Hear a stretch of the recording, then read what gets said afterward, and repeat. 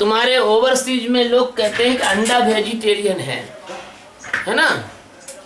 तो हम हमारे से आध्यात्मिक दृष्टि से अंडा तो कभी वेजिटेरियन हो ही नहीं सकता, क्योंकि वेजिटेरियन का मतलब ही होता है वेज यानी वनस्पति। जो चीज वनस्पति पर उगती है वो होती है वेजिटेरियन। अंडा तो कोई वनस्पति पे पेड़ पे अंडा लगता हो तो कोई बात नहीं, हम वेजिटेरियन मान लेंगे उसको, है ना। अगर पेड़ पर अंडा लग जाए तो हम मानेंगे कि हाँ ये वेजिटेरियन है, लेकिन अंडा कहाँ लगता है ये तो आपको मालूम ही, और कहाँ से निकलता है ये भी आपको मालूम है।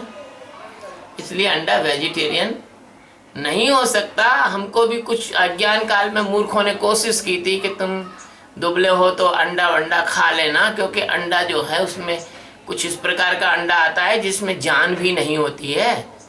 तो हमने कहा कि महाराज जी आप ही खाओ अंडा, क्योंकि मल मूत्र की जगह से निकलने वाली चीज है, तो मल खाना सुअर का काम है, आप ही खाओ।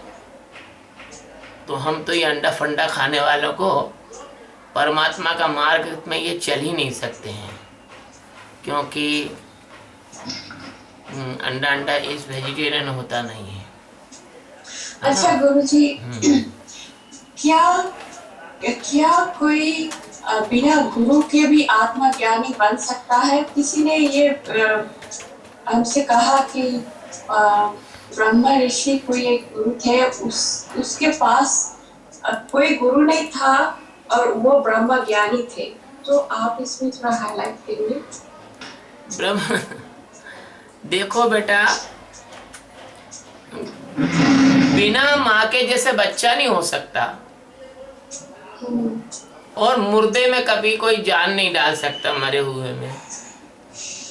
ऐसे ही बिना गुरु के किसी को ज्ञान नहीं हो सकता। कारण यह है कि अगर बिना गुरु के ज्ञान हो सकता होता तो भगवान राम को वशिष्ठ मुनि के पास जाने की कोई जरूरत नहीं थी। वो तो भगवान राम तो भगवान का अवतार थे। और योग वशिष्ठ महारामायण में भगवान राम और वशिष्ठ का पूरा संवाद 2 खंडों में लिखा हुआ है, महारामायण कहते हैं उसको। और भगवान कृष्ण को संदीपनी के पास जाना की जरूरत नहीं पड़ती, और रामायण में तुलसीदास जी को ये लिखने की जरूरत नहीं पड़ती कि जो विरंची शंकर सम होई, गुरु बिन भवनिधि तरह के कोई। गुरु के बिना ब्रह्म ज्ञान नहीं होता है। लेकिन कुछ लोग ऐसे होते हैं जो अपने गुरु का नाम नहीं बताते, उसको छिपा लेते हैं। जैसे एक संत हुआ है जिसने अपना गुरु का किसी को नाम ही नहीं बताया, है ना। और भी ऐसे संत हुए हैं जिनने किसी को गुरु का नाम नहीं बताया, अपने गुरु का नाम किसी को नहीं बताया। तो इस प्रकार से जो है बिना गुरु के तो ज्ञान होता है, बिन गुरु होए कि ज्ञान, रामायण में लिखा हुआ है। बिना गुरु के ज्ञान नहीं होता। गावहीं वेद पुराण, है ना, वेद पुराण गाते हैं, गुरु के बिना ज्ञान नहीं होता। ठीक है जी। कितना भी सक्षम व्यक्ति हो, बिना गुरु के उसको आत्मज्ञान तो नहीं हो सकता। जैसा सोया हुआ आदमी किसी सोए आदमी को नहीं जगा सकता, ऐसे गुरु के बिना ज्ञान नहीं हो सकता।